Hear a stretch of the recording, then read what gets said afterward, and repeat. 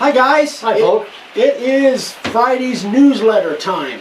So this week we're going to talk about several different criteria that we want to go over. We've been getting questions on different things. We're not going to do any routering demo, but I think it's going to be valuable for you. So first things first, first thing on our list here that we want to talk about is, business stuff. We get questions on a regular basis. Like business licenses and the different things that you need to do if you're in business. Yeah, you know, we get questions, or Eric, Dave, what do you guys think about me going down and going to the city and get a business license? What do you think about going to the state and get a resale license? What's your opinion on all this stuff? No, until you're making a substantial amount of money a week, I would stay away from any governmental agencies. Now this is just my opinion, or our opinion, but it's the way we started. We didn't rush down to the city and get a business license. We didn't rush and get a resale license, because all it's going to cost you is time and money. And governmental agencies, because they're supported by taxpayers, they're going to try to get as much from you as they can. They're going to have charges for this and charges for that. If I were you, until you're making $1,000 a week, I would stay away from doing anything like that. You do need good tax information, and you're going to need to pay taxes on what you make. So get a CPA that can give you tax advice on if you've got a shop in your home, or if you've got an office in your home, or whatever part of your home you're using for your business. That's all tax deductions.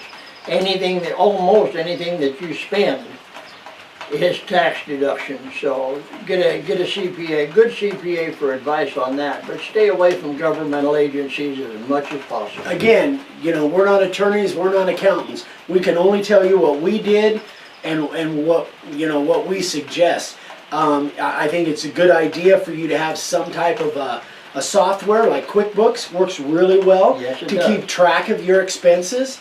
To keep track, you probably, if you're driving any miles in your vehicle, that can be deducted. But anyway, the CPA will tell you all this stuff. But as far as keeping track, and again, like Dad says, we're not advocating in any sense, any way, not to pay taxes on the money that you make. You absolutely have to report that. In our opinion, you do. Right. So we reported, even when I was up in Oatman making, thousands of dollars a month, every dime I reported, and most of it was cash.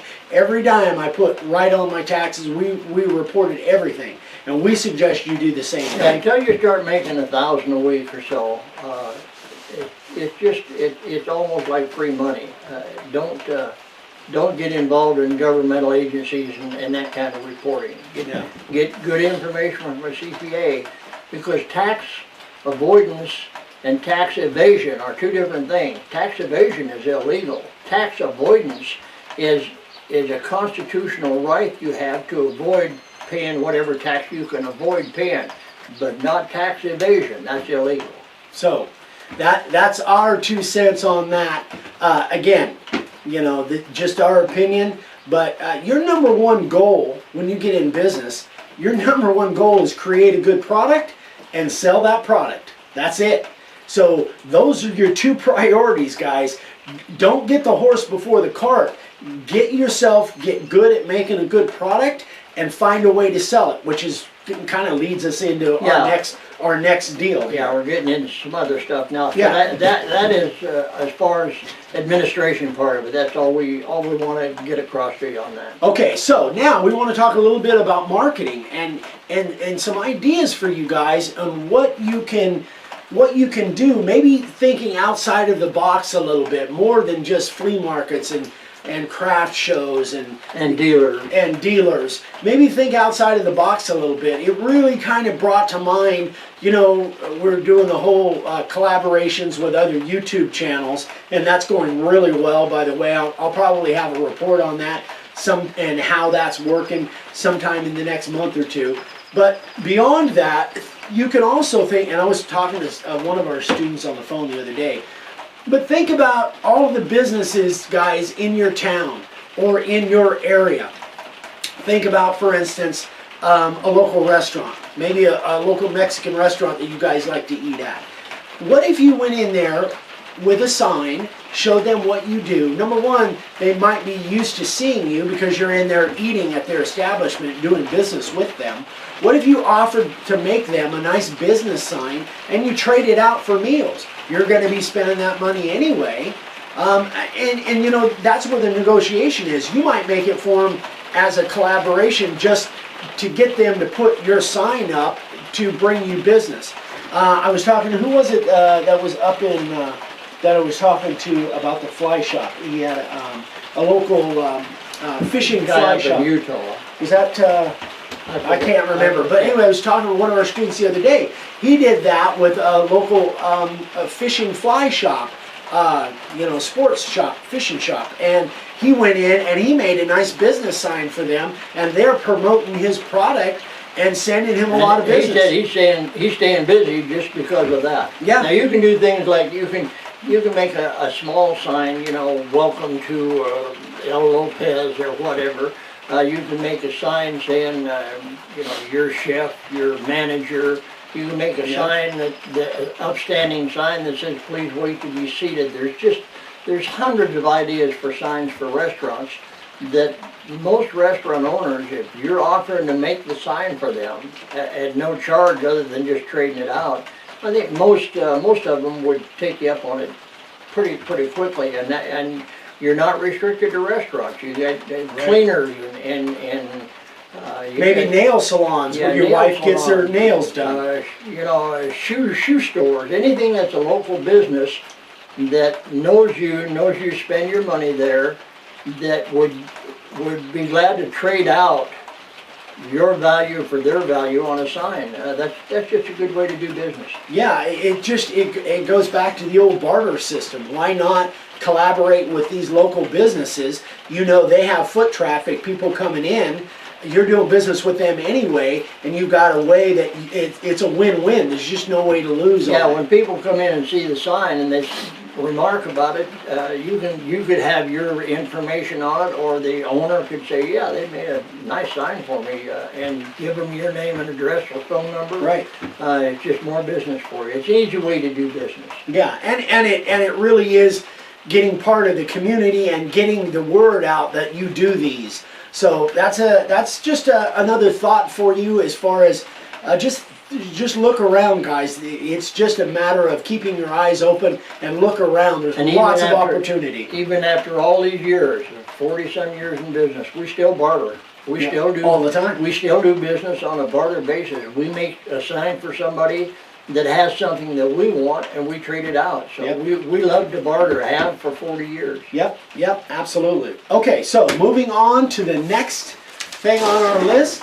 Let's go. That's military, those military. Yeah. There, Ryan Badke. He was actually, I believe, sign carver of the day not too long ago.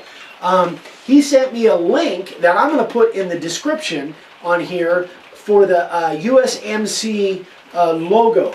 You know, the anchor and globe and anchor For the Marine Corps. Yeah, they're for the Marine Corps. It's their logo. Yeah, and evidently we didn't even know this till maybe, gosh, I don't know, 10 months ago. Just a few months. That you really need, in order to do that officially, you really need the permission of the USMC, and I'm sure Air Force and the Army, they all have their they own have, things. those are trademarked, and we didn't realize that. We thought they were just free for the use, but they are trademarked, and you do need, if you're going to make a product with that on it, you do need to get permission. Yeah, and I guess it's like only $30, and then you have official permission to use that logo. And Ryan said, by the way, that they love to do business with people that are doing woodworking.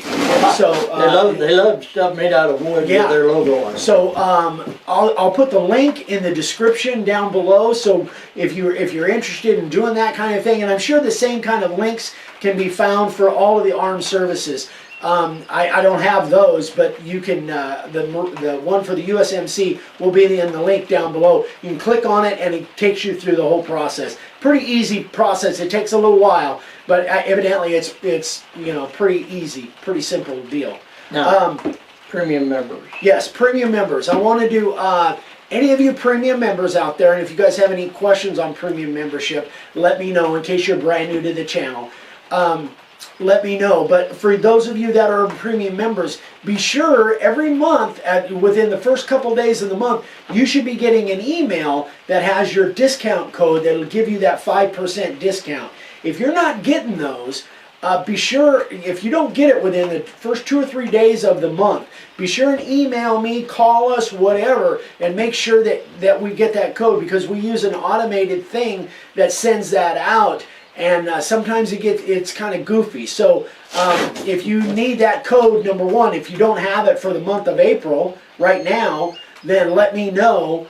And number two, come the beginning of May, if you don't get it within the first couple of days, be sure and get back to me, or send me an email, and my email will be here. You know how to get a hold of us, or call us, and I'll make sure and get you that code. Right. So that's that. Right. And then the last but not least, yours. Yeah, I don't know how many of you are country music fans, but even non-country music fans have probably heard that Merle Haggard passed away the day before yesterday on his 79th birthday. And that scared me because he's younger than I am. But He was. Yeah, but I'm going to do sort of a tribute to Merle on a separate video. I don't know if many of you know it, but I used to carve signs for country music stars. And Merle and I go way, way back, years and years ago. I met Merle, and his manager was a good friend of mine, and I made signs for him and signs for his band members, and I used to go to his concerts. But he was truly a giant in the country music industry, probably the one or two greatest of all time as far as singing and writing and performing and impersonating, and it just was a tremendous guy, and he'll be missed. I know personally I'll miss him for the rest of my life. I don't think a month will go by that I won't think of something that I did or had to do with Merle. So anyway, I'm going to be doing a tribute to Merle. It'll just be a very short thing, and I'll show the sign that I made for Merle years ago. That's tomorrow morning, guys. Saturday morning. So, if you are not a subscriber to our channel, be sure, and if you want to see that, be sure and subscribe, so that once you're subscribed, then you'll get a notice of when we post those kind of things on our YouTube channel. So that's going to be a special Saturday morning stories by Dave. I don't know what we're going to call it, but anyway. I've got so many signs that I've made for country music stars, and each one of them has a specific memory for me. So we're going to call it something like, Dave's Memory Lane. Yeah. And we're going to try to do that once a week. I'm going to show Dolly Parton sign, and I'm going to tell a little story about how I met her and different things. And all the country music stars, from Willie Nelson to Johnny Cash, Farron Young. I've made signs for all of them, and every one of them I have a special memory. I was backstage at their performance, or I was on stage with them.